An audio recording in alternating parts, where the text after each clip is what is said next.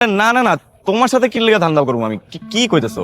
আছে না মানে আমার আমার ব্যবসার কথা তোমার বলছি না, মানে ওই আরে বাইং সেলিং, মানে তুমি বুঝতেছো না? বুঝতেছি না। আরে বাবা, ইধার কামাল উধার, উধার কামাল ইধার। তো বিজনেস তো এমনই। আমি তো যে বর্ডার দিয়া মাল আইনা আমি বেচতাম না, এগুলা তো আসলে ঠিক না, মানে উচিত না। মানে তবে আমি আমি সবকিছু ছেড়ে দিছি, আমি এগুলোর মধ্যে এখন একদমই নাই, মানে আমি এইসব ধান্দাবাজি একদমই ছেড়ে দিছি।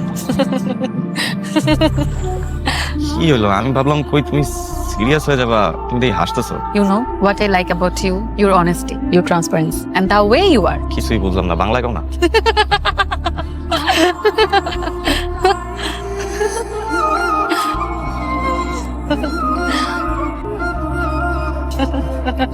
এরা একবেলা এই যে দুদিন পর পর নতুন নতুন বাইক নিয়ে আস ও ঠিক আছে।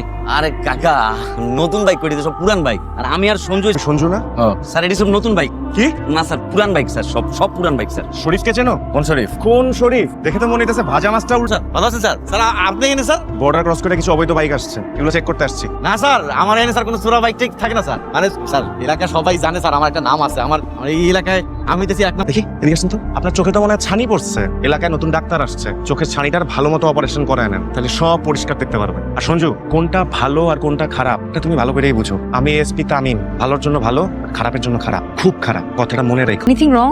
এখন ফোন দিছো কেন? আচ্ছা ঠিক আছে, তুমি যদি আমার বাসা পর্যন্ত চলে আসতে পারো তাহলে আমি তোমার সাথে বের হবো। কসম? ওকে, কসম।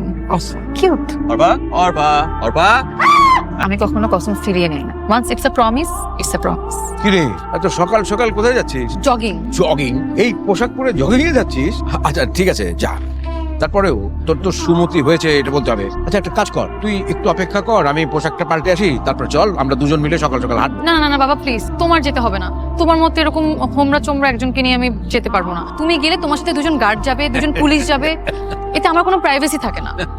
এর চেয়ে ভালো তুমি তোমার প্রাইভেসি নিয়ে থাকো। আমি এরকম ছোটবেলা থেকেই শুধু পড়ে যাই, মানে শুকনো জায়গা পেলেও হোঁচট খাই। এখন থেকে তাহলে ধরার জন্য আমি থাকবো। এমন ভাবে বলতেছো যেন সারা জীবন থাকবা।